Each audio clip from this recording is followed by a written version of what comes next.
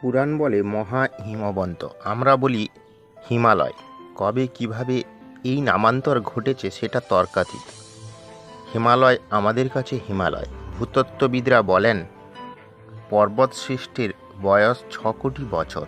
তাদের মতে হিমালয়ের ১/৩ আজও ভূগর্ভে।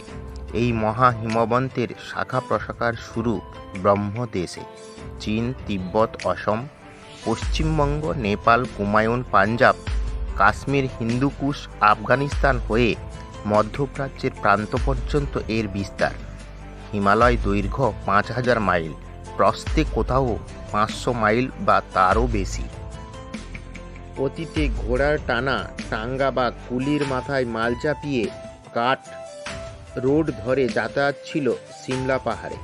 যাতায়াতকে সুগম করতে ১৮৪৭ নভেম্বরে দিল্লি গেজেটে প্রকাশিত রেল গড়ার সম্ভাবনা সাময়িকভাবে স্থগিত হলেও ১৮৯৫-এ সার্ভে করে জুন ২৯, ১৮৯৮ চুক্তিমতো নভেম্বর ২, ১৯০৩-এ রেল বসিয়ে নভেম্বর ৯ ট্রায়াল চলে।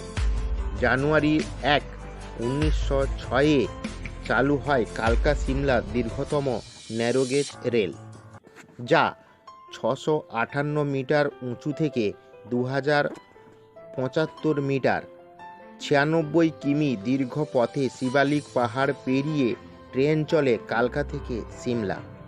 ২০টি রেল স্টেশন এ পথে। কড়িহীন ৯৬৯টি সেতুতে নদী নালা জোড়া পেরুচ্ছে রেল। আঁকা বাঁকা পাহাড়ি পথ, পাইনের গা বাঁচিয়ে আপেল ক্ষেতির পাশ কাটিয়ে পাহাড় ফুটে রেল চলেছে। ১০৩টি টানেলে ৫ কিমি পেরুতে হয় এ পথে। ১৫৩১ মিটার উচ্চে ১২ গে বিশ্বের দীর্ঘতম ৩৩ নম্বর টানেল পেরুতে সময় নেয় ৩ মিনিট।